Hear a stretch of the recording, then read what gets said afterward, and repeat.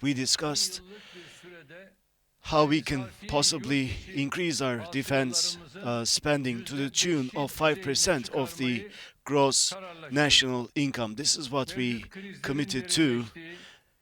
Crises are deepening, and day by day new crises are unfolding in today's world, and this commitment goes to show that NATO stands ready and willing to remain united. Turkey has been affected directly by terrorism, and as an ally, we take this very seriously. And as things stand, when we look at the current global events, we see that all these events are taking place in the environs of Turkey, and in the midst of all these crises and conflicts, we remain committed to upholding our national security. For more on this, we can bring in Mehmet Celik. He's the editorial coordinator at Daily Sabah, and he joins me now live from Istanbul. So, Mehmet, some very strong words there by the Turkish president. Tell me what stood out for you. Of course, this meeting was on the main agenda was the defense spending as well as the Ukraine-Russia war and the recent development between Israel and Iran. Of course, Mr. Erdogan touched upon these issues as well as some other issues, be it bilateral or be between Turkey and NATO allies. Now, I think what stood out for me the most is Mr. Erdogan's very strong remarks, and perhaps he's the only one that actually touched upon this, and this is the issue of what's taking place in Gaza right now, the humanitarian crisis in Gaza, the genocide taking place in Gaza. And Mr. Erdogan also I think linked this to Israel-Iran war as well, as saying that that Israel is acting as a destabilizer in the region, and these policies are not helping the region to find the peace that it needs for many decades. I think this is perhaps one of the strongest remarks on Gaza and on the tensions in the Middle East that has emerged from be it on personal remarks or other statements as part of this summit. So Mr. Erdogan is a leader that has always, it used every international platform to voice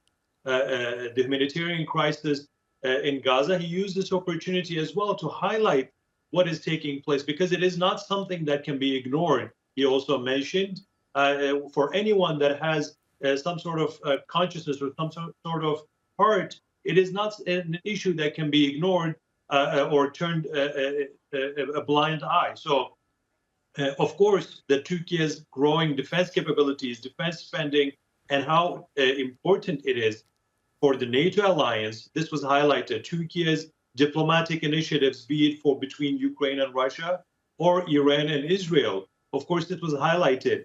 But I think when he talked about Gaza, this was, I think his tone was a little more stronger. His insistence on making sure that a peace and humanitarian can be achieved, but also the humanitarian access, the delivery of aid can be achieved. This was something that he highlighted, and he said that Israel acts as an obstacle for any of these attempts to deliver the aid, even let alone to find an actual ceasefire. So I think for me, this is what stood out the most, Jafar. Right, and certainly, Mehmet, undoubtedly, President Erdogan delivered one of the summit's strongest condemnation of Israel. And one thing that really stood out for me from the president's speech was the fact that President Erdogan made it very clear that Turkey is very close to meeting the 5% commitment of NATO. But he also emphasized that building trust, removing trade barriers, and fostering real cooperation are just as important. So what I wonder is, do you see Turkey playing a stabilizing role by pushing NATO beyond just military spending towards real strategic unity? Look, NATO is in search of a reconciliation within itself when it comes to ensuring that its security deterrence capability is in place, because there is this discrepancy between what is in reality, the strength in reality and where it should be to be a deterrent factor in face of any threats that the alliance sees as a threat. So I think Turkey, with its growing capability in terms of defense industry, in terms of military capabilities, it has shown that it plays as one of the foundational, actually, pillars of this alliance. It is, in addition to the defense industry capabilities, it is also the second largest army of the alliance. So, of course, I think the alliance realizes this importance when it comes to the new Turkey. They acknowledge this new power. Mr. Rutte,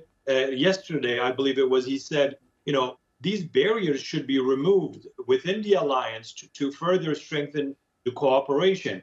And what Turkey has said for many years is that Turkey's importance for the NATO alliance, or more specifically, even for the European Union, is there. That importance and that significance is acknowledged. But there are some political barriers that, block this cooperation to further grow and to be strengthened. And Mr. Erdogan has pointed to these political barriers or politically motivated policies by some of the allies where that defense cooperation is limited or remains very small. Previously, one of the reasons that Turkey has always said why they have invested so much in their defense industry is the allies in the NATO. They have been very reluctant on cooperating with Turkey solely based on politically motivated positions on Turkey. And I think, in my opinion, most of these moves are irrational for the security of the bloc, and they're mostly ideological rather than pragmatic or more realist approaches to ensuring that security umbrella is further strengthened for the alliance. Fascinating insights. That's Mehmet Celik, live for us from Istanbul, coordinator at Daily Sabah newspaper. Mehmet, thank you very much indeed for joining me here on TRT World.